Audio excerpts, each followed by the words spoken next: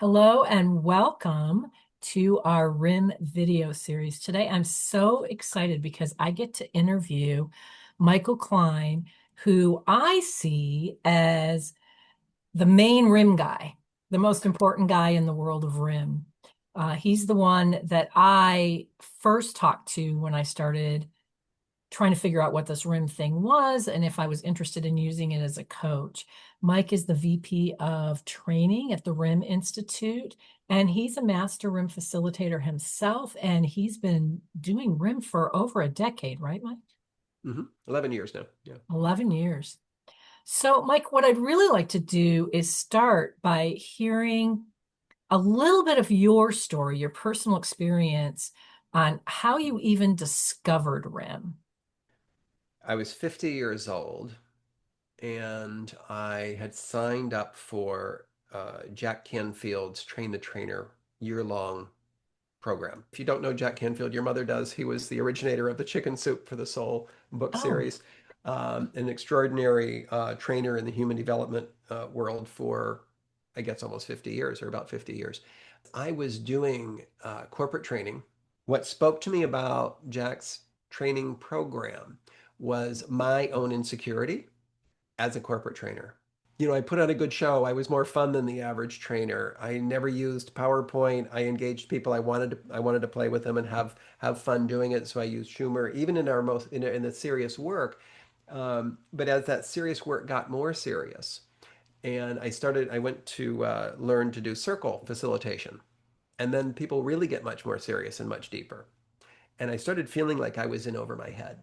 And a friend told me about this training program that Jack Canfield does.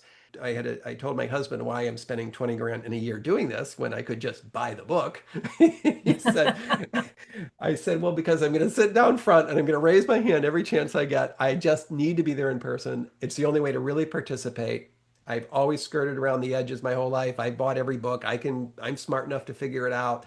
I need to do this all in. So I get there day one, I'm sitting down front, and my first chance to raise my hand and share was following a guided imagery that he did. That was the Tree of Life meditation. And afterward, I had the best experience. So I raised my hand, he called on me, they brought me a microphone, and I stand up and I tell my new 100 and some closest friends that I just wanted to say this was the best experience because I don't do guided imagery well up until then. I was able to go all through my body. I got to the center of the earth. I saw the tree of life in living color. I got into the river. I had this amazing experience. I just wanted to say thank you. Oh, by the way, because I always have a critique about something. I said, oh, by the way, the only part that didn't work for me for whatever reason was I never got an image of the Mother Earth figure. And maybe it just didn't matter. Maybe that bit just wasn't for me, but the rest of it was great. Thank you very much. It just felt like that bit wasn't, and whatever she was saying didn't feel true anyway. So I sit back down, and then Jack says, "No, no, stay standing." And I thought, "No, no, I'm fine." And he said, "No, really, stay standing." And they hand me the microphone back, and I spent the next half hour crying and blowing snot all over Canfield's shirt in front of the my auditorium of new besties. oh my God, what did he Right? say? I said, what the hell? It was so easy. It's a happy share. I'm not going to get in trouble with this. Best thing that ever happened because what he sensed. Now this happens with coaches. I think you'll be able to relate to this. You sense that there's something big and emotional. There's an underlying something Mm-hmm. that's about that. He's zeroed in on no sense of the Mother Earth figure, and whatever she was saying was like a lie to me. It's not true.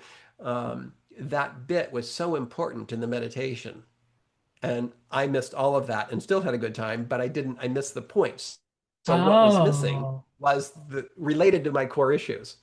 He picked up on that. So he used some very simple RIM skills, and he took me right back to the memory that we did some body sensing, which I wasn't good at the time, doesn't matter. A memory that spontaneously popped in was when I was 7 years old. I'm in my brother's living room. One of my many older brothers was 21 at the time. And it's the moment where he's telling me and my little sister that our mother has just died. mm. And he says, you have to be a grown up now and don't cry. So I got to redo that experience. in a much safer, more loving, supportive way and Mm-hmm. anchor that like a new experience.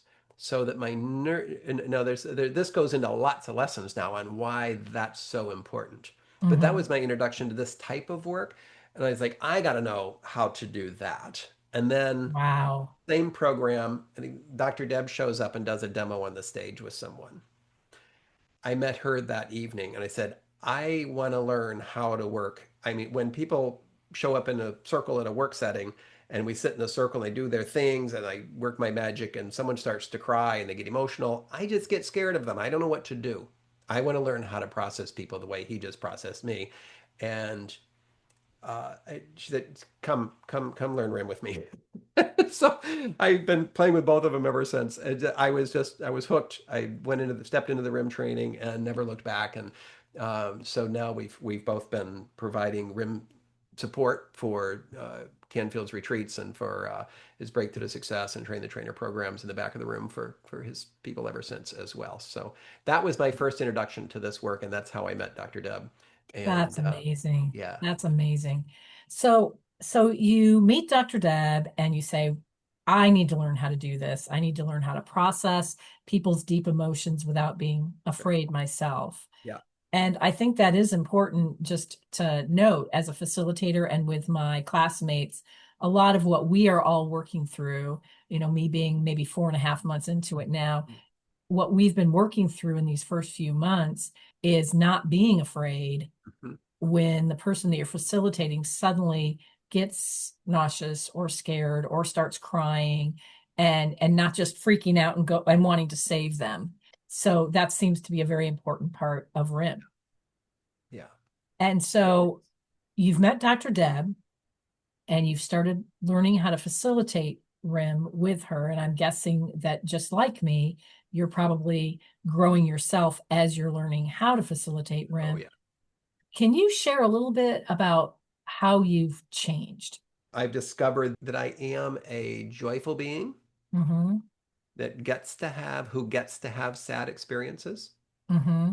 who gets to have the full range of emotional experiences as a human being. Um, and I don't have to give up being a joyful being. So there's more stability in who I am and how I am in the world, I would say. Mm-hmm. So I don't have to be, it's not about becoming perfect. It's about having a different center to come back to. So maybe I don't know, I still have some high highs and low lows, but not as high and not as low. Mm-hmm. Um, or I should say, even if they are, doesn't mean I can't go on a, on a big, joyful, crazy roller coaster ride of called life. Mm-hmm. But the center point, the place of equilibrium is much more solid, much more visible. I like to think I'm a lot less needy Mm-hmm. as a human than I was. The trouble with this is I'm wanting to be so honest with you. I really and I'm recognizing how deeply flawed I am as a human today. And that um, yeah, that's what's coming up here is this this desire to be really honest and humble about that. And I have to remember where I was then, Mm-hmm. how I interacted with people then, how I was in business. We owned retail stores at the time, and we had my training company and all of that. But what was important to me then, and what life was like then, is very different than even a few years into it. I think what's happened today is I have so much greater awareness that I feel like I have so much more growth to do today than I did then because I have so much more awareness of how how vast the growth path can be and how small how I've come almost nowhere in the grand scheme of evolution, right? And yet I've come 1,000% more than I probably ever would have otherwise in my life. I totally get that. And I'm wondering, to make it concrete for viewers, if I was your friend back before you ever had RIM experience, and I was maybe working in one of your retail stores, and compare that to me getting to know you now, what might the difference be in my experience of you? Well, now you would know me. Mm-hmm. They didn't. So one of the things that I've noticed where we live now, we've moved to Florida about the same time all this was happening, and I started working in RIM. Um, so we made a lot of changes in our lives. And when we left our small town in New Hampshire, where, I could say I had 1,000 friends. Nobody has 1,000 friends. You were funny. So Well, I I'd be could use laughing a lot, but humor. I wouldn't feel really connected to That's right. you. You would laugh. We would have lots of dinner parties at our house. We would have, I would say maybe we had of the, we knew everybody in town or everyone in town knew us. We had 4 retail stores. I had a weekly column in the newspaper. People would talk to me at the grocery store, and I felt so important and full of myself and so smart and so brilliant and successful and all of that. Except for when I went home and saw myself in the mirror, right? And so I knew that, and that's why I spoke to the insecurity about the training piece. Mm-hmm. People wanted, they thought they wanted my life. They thought they wanted their business to feel and look like my business. So they would hire me to coach them on how to make this work for them. And it was always personal. I knew it was always personal work. It was always their own stuff and working with people, getting them excited about what builds their success and what made it work personally for them was Mm-hmm. what started me into this seminar and training business in the first place, that led me to Jack, that led me to Dr. Deb, that brought me to RIM, is that I've always been fascinated with that personal motivation piece. Mm-hmm. And I realized that it's our feelings and our emotions. It's there's something driving us under the surface that we're not privy to. What I discovered with RIM, what I know for sure now in my own life is, and for my clients, it's true, I just think for humans, is that it's old stuck emotions are directing our current decisions, behaviors, and beliefs. Mm. Old stuck emotions are directing our current decisions, behaviors, and beliefs. That's been the crux of it all. That was what drove me to, I think that's why I valued it so much to begin with, Mm-hmm. that I could close my eyes and I'm in some strange memory that I thought had nothing to do with anything. I could have talked about the loss of my mother as a traumatic event. Lots of people could have thought, oh, well, what happened? Oh, that must have been very traumatizing for you. That wasn't the traumatizing event. The trauma was being told you have to be a grown up now and don't cry. Mm. So I've learned that what that really means personally, at a deep level, and all of the other things that have come up, and maybe you've started noticing this in your own RIM journey, um, is the thing is often not the thing. Mm-hmm. I say the thing is never the thing, but I suppose sometimes it could be. There are times when it is. So often, the thing that shows up is the stuck emotion, and what showed up spontaneously that I never would have gotten to from any amount of profound, deep questioning or exploring through my thinking mind. I never would have gotten to that specific piece. The trauma was that being told not to cry now and be a grown up now, because that's what stuck. And 43 years later, it was that came up. It wasn't the traumatic event, what you would think is the traumatic event. The trauma is not the event. The trauma is the thing that's stuck, that's still present today. So you know now this as a coach, we work with the present. We aren't archaeologists. We don't dig up the past for the sake of digging up the past. Yeah, that's so important. And what you say about the thing is never the thing. Um, it's funny because I did a RIM session this morning and I went into it saying, I really want to work on getting over some of my food cravings. And there was not one thing in that entire session that had anything to do with food. I ended up having a conversation about being frozen, you know, and I won't get into any more details about it, but it was very enlightening and very useful and no obvious connection to food. Well, now that you're 4.5 months into this, and I'm remembering our first conversation when you first signed up. What's the big surprise? What surprises you? I almost want to give it to as a sentence lead. What surprises me most now that I didn't expect 5 months ago is.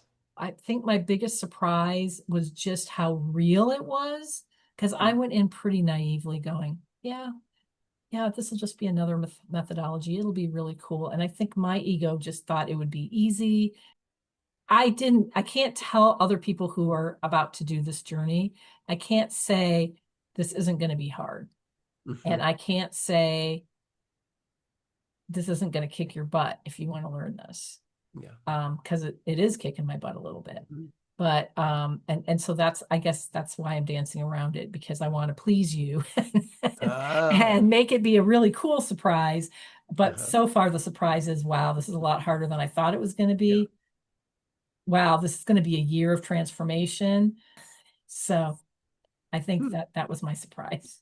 Yeah, excellent. So I think that's a fantastic and reasonable thing to share that I think we want every potential new student of RIM to know that it has total butt-kicking potential and that it's a big year.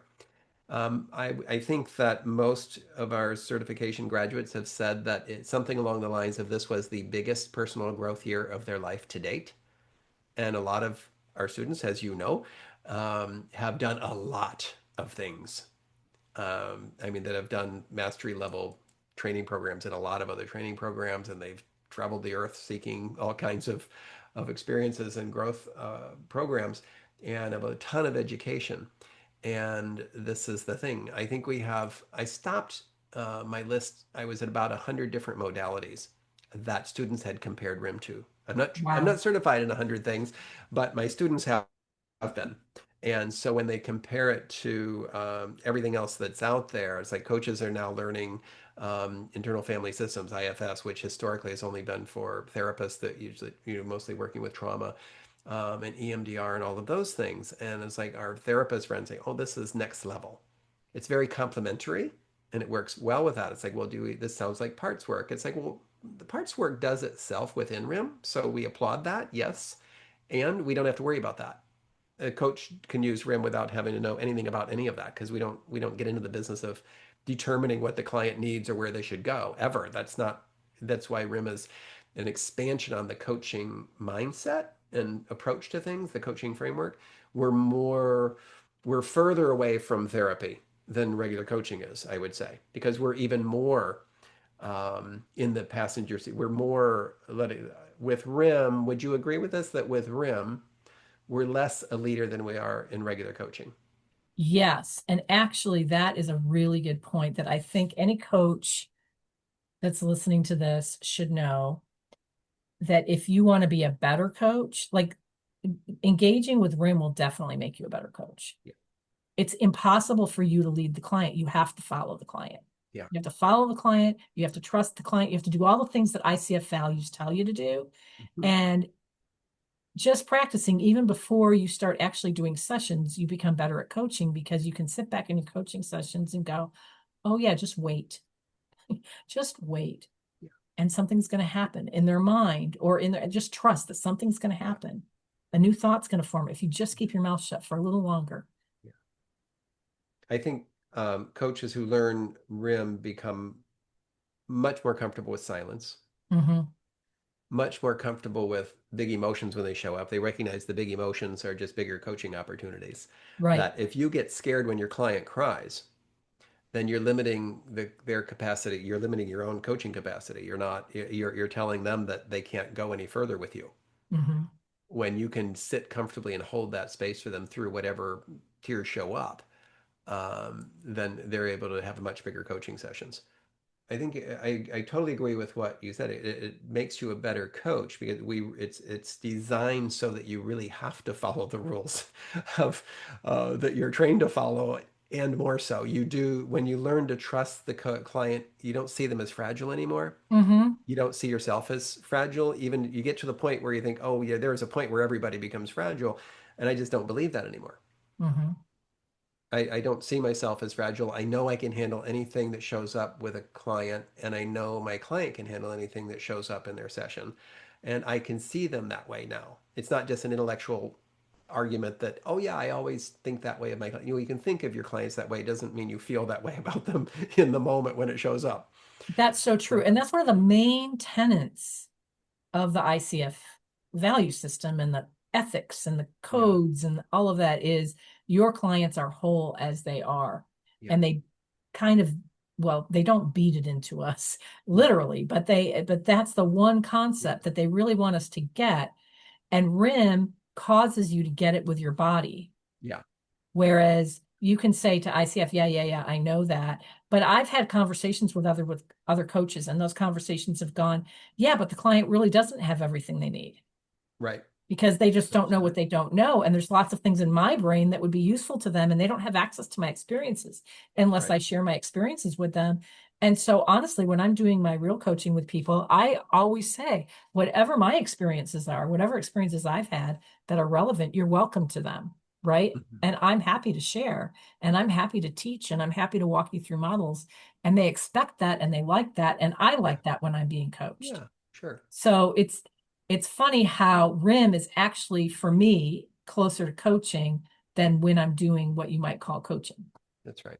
That makes sense. So it so follows that model, and um, I would say how much it kicks your butt depends on where you are, right? It's going to give you what you need, so that it's the perfect gift at the perfect pace, just because you're still leading it. It's like you said yes to stepping into the big personal growth stuff.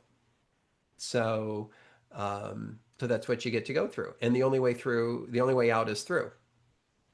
So you're learning experientially in bigger and bigger ways, and in the degree to which you're willing to do that is the degree to which you'll be able to lead clients through it. Clients will not go into the fire that you haven't been through, so that your body and your nervous system can communicate with theirs to, yeah, go ahead, let's just go ahead and step into the fire. It's like they're not going to do that unless you really know they can do that. And most people, I think a lot of coaches will get panicky about the bigger work and feel like, well, I'm not a therapist. Where's that line? How do I not trip over those boundaries? And it's like, well, raw emotion is a beautiful place to do some really raw, big coaching. But therapists don't work with raw emotion. They work with thought. And so to think that emotions belong to therapy or something like it's a mental illness connection or something, it's not. It's just we as humans have been afraid of working with raw emotion. That's not what therapists do either until they come learn RIM. So we do teach this to therapists, and they think this is the most powerful tool they've got. And it doesn't, we're not teaching therapy skills. So it is a invitation to do your biggest personal work, and it never has to be done, so you don't have to pass that. I often reflect on how could I have discovered this and done this any earlier in my life? And I think the answer to that's no. And I hate that I'm as old as I am coming across something this powerful, but I'm 100% ready, 100% in, 100% motivated to do the personal journey that it will take to do this.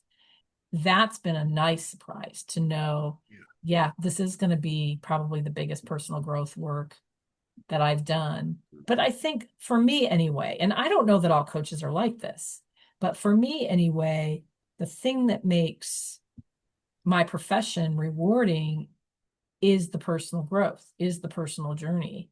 Mhm. And I want that for my clients. And so I have a group program where the clients that want to are going on their own personal journey. And I've practiced now with a couple of them. And one of them and I were talking sort of after our session. And one of the things she said to me is, I so appreciate that you are constantly on this journey yourself, and you keep bringing us these new tools and these deeper tools that we can use as well.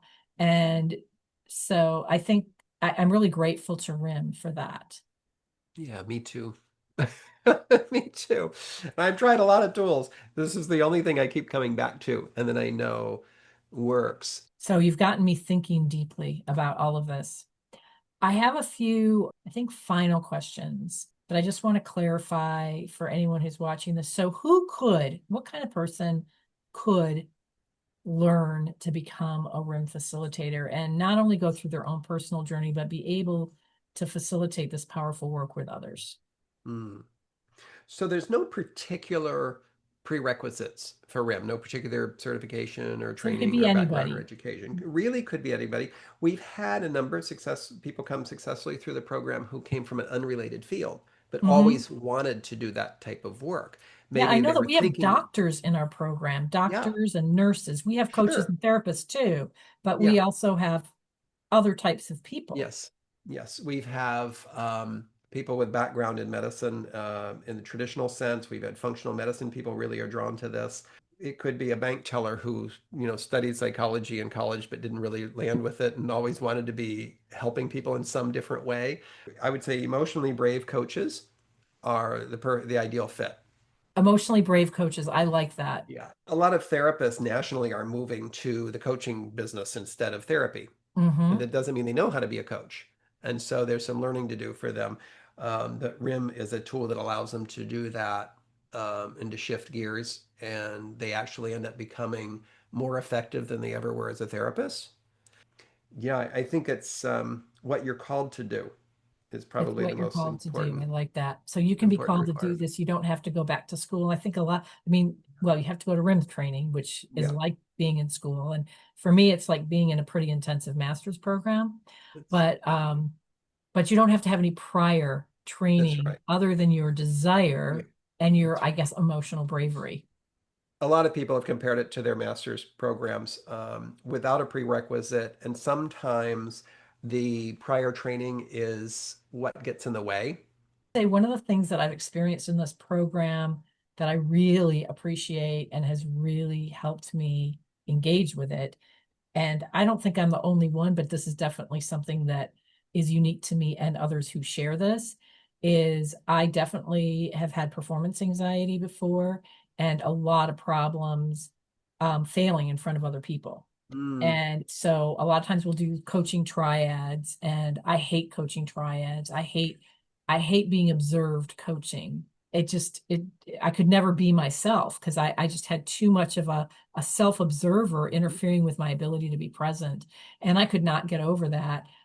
What I really, really appreciate here is not only is it okay to not be an A student, but you're not supposed to be an A student at that's right. all. And it is so non-judgmental, especially in the beginning. It just welcomes you being completely like a toddler. And it really sets the expectation that you will fall and that you should fall. And so that makes it much easier to learn to walk. So it's totally based on growth mindset too, which is I am supposed to make mistakes because otherwise I will not learn. And it's immersion, experiential learning, which is the best kind of learning. That's right. So I really appreciate that about it as That's right. well. And when was the last time I actually whacked your fingers with a ruler?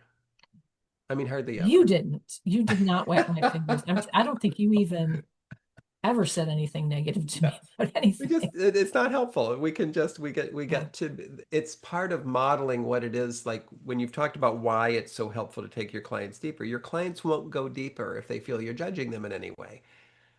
They're not going to go deeper if you're deeper than you're willing to go yourself. So if we're letting them be in charge and we're letting them and we're telling them they can't do it wrong, we're telling them that whatever comes up is perfect. They just are, we're meeting them where they are. Then we have to model that and accept that we are where we are, Hmm. right? And we meet our students, we meet you where you are, and you learn to meet yourself where you are. And the fact that that's surprising, that really speaks to how that's not experienced much in the world. It does speak to how it's not experienced much in the world. Yeah. And I would say if you're considering doing RIM and you have performance anxiety, don't worry about it because that's what you'll probably be working on in your first RIM sessions. I can't tell you Yeah. how many practice sessions I've done where we say, what do you want to work on? My performance anxiety when doing a RIM session. And you get to do Oh, RIM yeah. sessions on that too. So you get Yeah. movement. I've I'm not had judging I've it. had that issue, but I can't even imagine. I could never count how many times I've worked with that. I've worked with people who are oh, I have some other people who work in the voice business, voice coaches, and in the Hmm. entertainment world, um, and people who are in programs to go do a TED talk, and so then I get to do rims. I provide rim sessions for them, and that comes up so often about how can I, or even people willing to put themselves out there because so much marketing is done now on social media. How Hmm. do I go out and do live videos and all of that? So when we do rim sessions on that, almost to a one, I say they go into an early childhood memory around performance somewhere.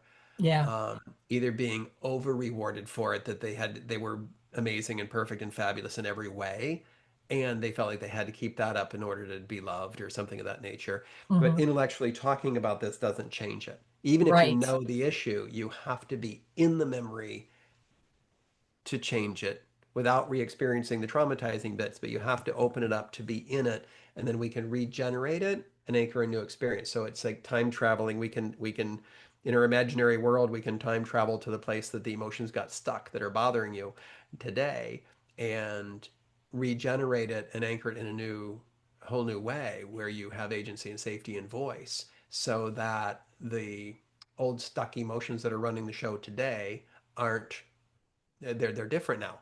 Even though we know it was pretend, your nervous system treats it like it was real. So now it's as if you have a different past as far as your nervous system is concerned. And we're not going to tell her otherwise. You know? Well, and I have had movement on that one. I definitely have. I'm just sitting here reflecting how like relaxed I am sitting here while we're being Mhm. videoed, and this video is going to be going out to people and they're going to like it or they're not, and or nobody's going to watch it. But it doesn't faze me at all. And that has changed.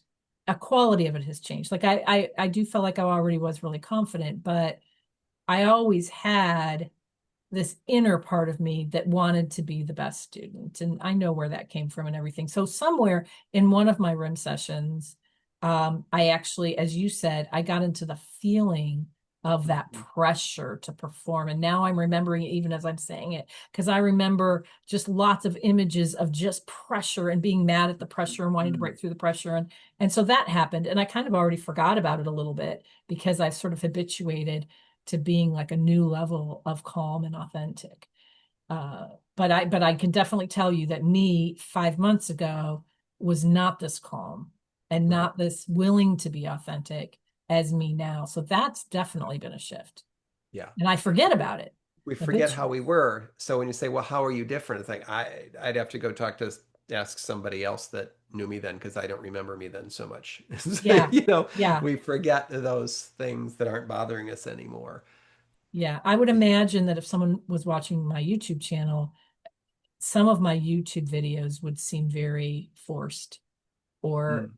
like they wouldn't seem as authentic and they wouldn't the viewer wouldn't feel as connected with me as they might on a video where these more recent ones, let's just say. Okay, so one of the things that I think is important for people to know is how to even get a taste of this. And I remember how I got a taste of this was that I was told about it and you had given this session, and I think you still maybe do this periodically, where you do these sessions where people can come for free and just join a group class and maybe experience a group RIM online or Mm. watch somebody get facilitated online. Mm. And when I signed up for that, you would also had this kind of email series that came to me. And so you sent your ebook that kind of told about it. And the ebook was short enough so that I could read it, you know, in a night. So I could read it before I went to your group session. And that was really, really helpful to me. And Okay. even in the group session that you gave, even having never experienced RIM before, and you didn't do a group RIM, you facilitated one person in the class, and I was just an observer. But being an observer, I just sort of walked myself through the same thing you were walking yourself through. And I got some brilliant insights. That was where I sort of got my sense of it. Mm. And I was like, oh, yeah, this is good. This is good. It's not dangerous. It's not weird. It's not woo woo. This is good. But it was just a great to experience it. Yeah. And I'm wondering, do you still do those? How often do Yeah. you do them? How could people get involved with something So like that if they were interested? great question. So I think there's like four places that one could start. And we have the new research that's just published last month, the new peer-reviewed research on RIM. It does talk about how it can create it has the word psychedelic right in the title. Again, not promoting psychedelics, but talking about because they measured what's happening in the brain, that Hmm. it gets us to the depth of this of big work. That research is available out there that maybe we can share a link to that. But Sure. I do these webinars frequently where that you came to where I almost always do a demo, even if it's only 20 minutes. We'll talk about what this is and how it works and the science of it, and then we'll do a short demo with someone.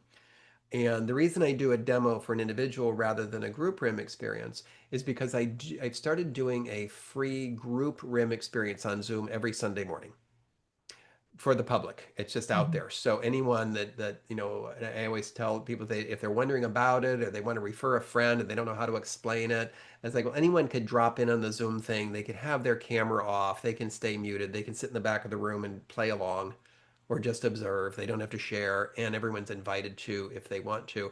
And more people after they've come a few times, they'll start to turn on the camera or they'll unmute and share a little bit about their experience, or sometimes they'll just want to book a private session or then inquire more if they're interested in learning more about it. So that's an easy place to start. And Uh, can they get mhm. on those by, like, do they go to the RIM Institute to sign Yeah, up for one of those? they can go online to michaeljkline.com, which is just Okay. my full name, Michael J. Somebody said to remember that. They say, oh, it's Michael J for Joy Klein. My, Ah, Michael Joy Klein. Michael, michaeljkline.com.